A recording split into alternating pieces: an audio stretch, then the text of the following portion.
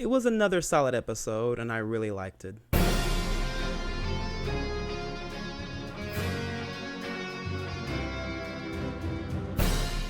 So here we are, second episode, more She-Hulk goodness. So we start off with She-Hulk now starting to get her lawyering stuff together. I know a lot of people wanted that to happen in the very first episode and couldn't get that, unfortunately, but here we are. So she gets fired, and now she has to go off, and she gets picked up by a law firm so that she can now represent superheroes or supervillains, just superpowered people in general. Her new boss specifically said, I want She-Hulk in the courtroom. So we're going to be getting more of She-Hulk than we are going to be Jennifer in the courtroom, which makes a lot of sense because in the comic books, she spent a lot of time in her She-Hulk form. And looking at how the show's been going so far, she doesn't really like her She-Hulk form too much because she just wants to be normal. So it gives a reason to kind of follow the comic books for her to be She-Hulk in the courtroom. Small thing that I do like. But there are some other things I would like to talk about other than some of the things that I do like about the show. And I'm going to start first by going for the jugular and talking about Emil Blonsky. We have a lot to talk about there. So unfortunately here, Emil Blonsky isn't the same person he was in The Incredible Hulk. The movie that I love so much, the movie that came out in 2008. He back in the day, he was driven. He moved on sheer will. He was a man of focus.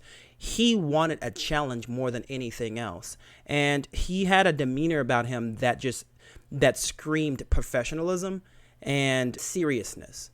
Here, he seems to be taking more of a more comedic turn, unfortunately.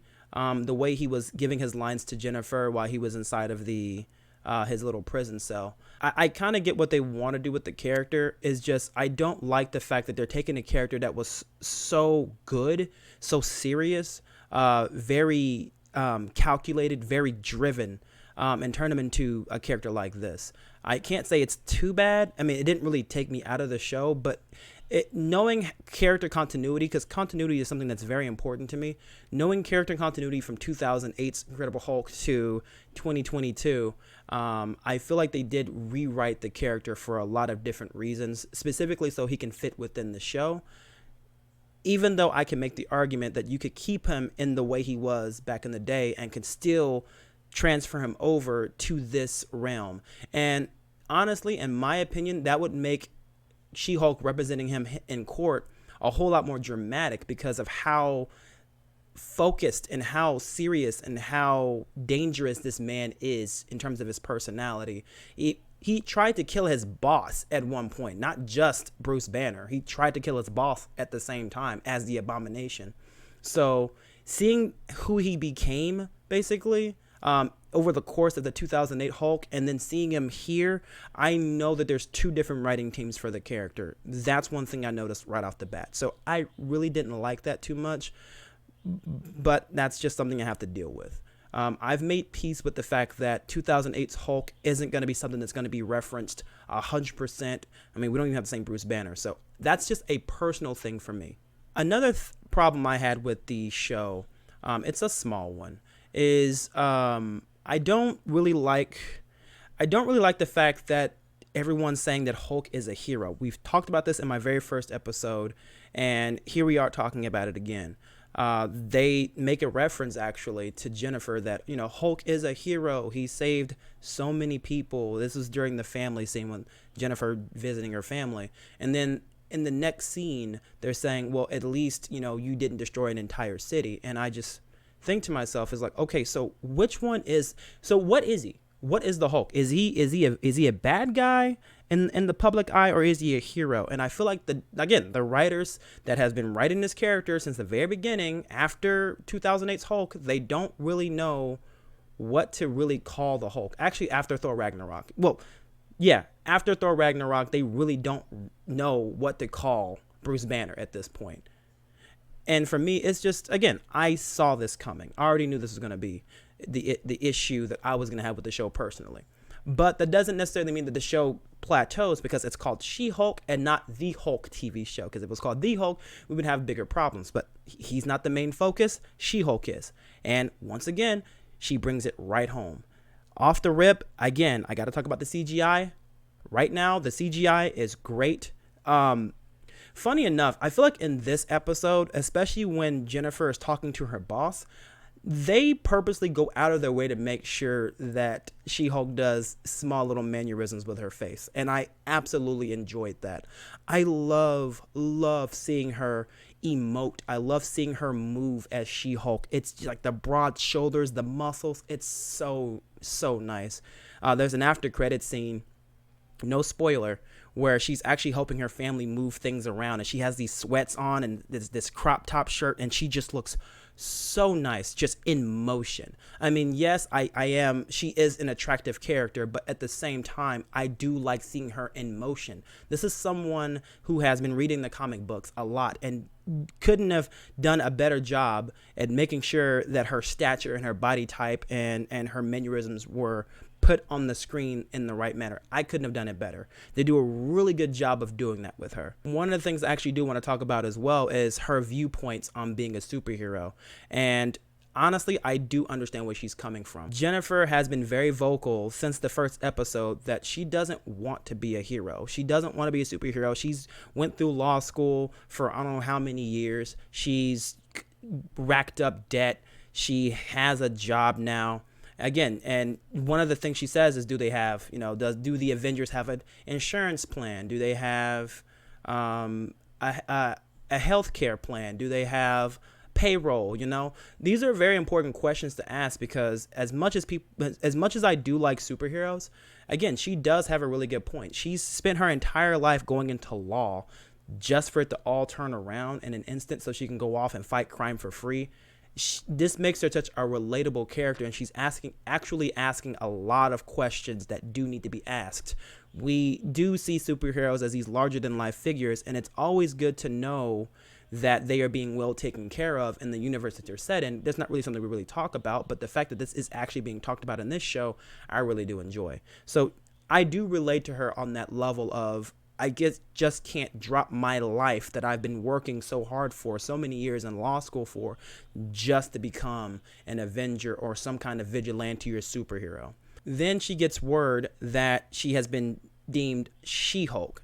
So before I start to get into the meat of this little discussion, because I haven't seen any reviews on She-Hulk just yet, and in terms of other people, but I can already feel the energy coming from the world about how she perceives the name She-Hulk. And okay, I understand that people might get offended by this because, oh my God, she doesn't want the name, and she's saying that she doesn't want to be deemed a female Hulk, and here she goes again with her female feminist tirade. Okay, first of all, you don't know what feminism is. All right. Second of all, if you lived in someone's shadow your entire life, whether they be a sibling, a best friend, hell, even your parent, and everyone has always called you them, but not, you would feel a little unappreciated for the accomplishments that you've had.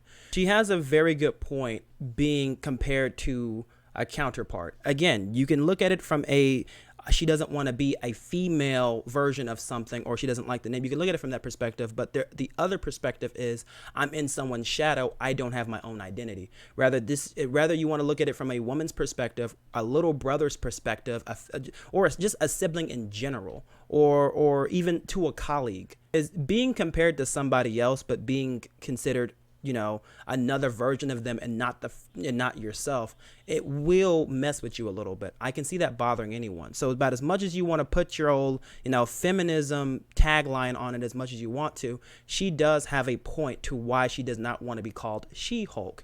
I can't say that I'm mad at the fact that they actually did that with the character, but I do see the complaints. And again, I've been in this stratosphere for a while, and about as much as I haven't seen a single She-Hulk review, I know how these people are, and that's going to be their main complaint. Is just, oh my God, here we go with the feminism thing. Oh my God, here we go with the victim thing again. Oh my God, it's just like I'm trying to look at this from a perspective of someone who is in her shoes, right?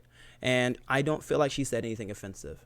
I feel like if I were to be considered an appendage of somebody else, you know what I mean? And it would bother me, especially when I am my own person. All she wants to be is her own person. And then being tied together with somebody else. Yes, I understand why she feels that way. I would feel the same way too. It doesn't matter if you're a woman. It doesn't matter if you are a sibling. It doesn't matter if you're a work colleague. They can all feel the same exact way about being compared to somebody else. You're just the female version of something. You're just the younger version of something. You're just the black version of something. It could bother somebody. You know what I mean? And so that's why she feels bothered. I understood that. I like that. It made total sense. One of the things I also like too is the law offices. I like the fact that she is the first superhero character to actually be in a law firm like this, and that the fact that she is representing Emil Blonsky. I like the fact that there is some kind of history there. They do reference 2008's Incredible Hulk with a lot of different things. And again, I really enjoyed those scenes too.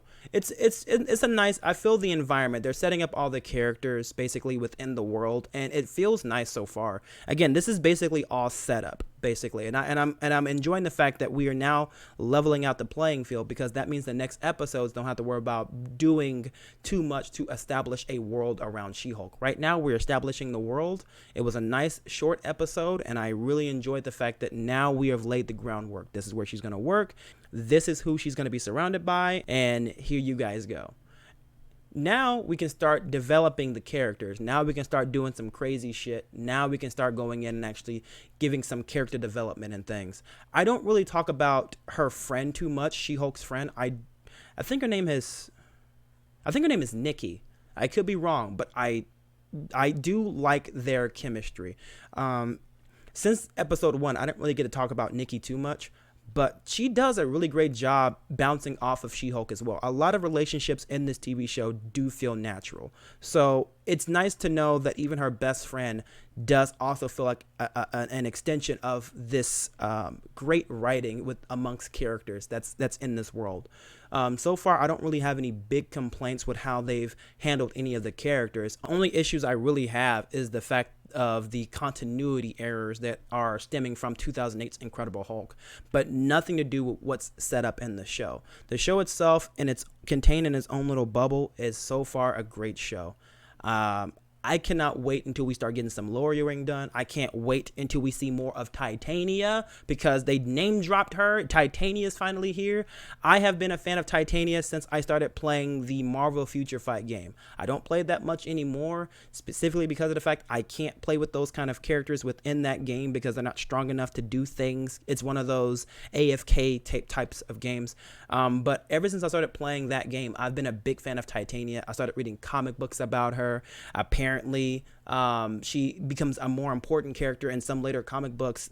She becomes Titania, the Breaker of Men, where she's able to pick up a hammer, very similar to how Thor's works. And then she gets these superpowers and she becomes Super Titania, basically. And so I would love to see what they can do with the character, because she hasn't really done much yet.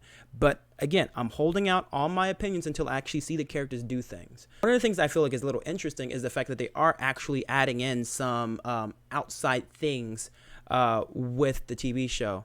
If you guys have watched Shang-Chi, you would understand what I'm talking about. There are some scenes in Shang-Chi that do make a debut that are referenced in this new episode here. So I'm not going to spoil what it is, because I want you guys to go out and watch the episode for yourself. But so far, the entire episode has been solid. I enjoyed it a lot. I smiled the entire way through. The CGI was really good. The writing is still excellent. Continuity errors not included. And She-Hulk herself, the actress who plays Jennifer, does such a great job.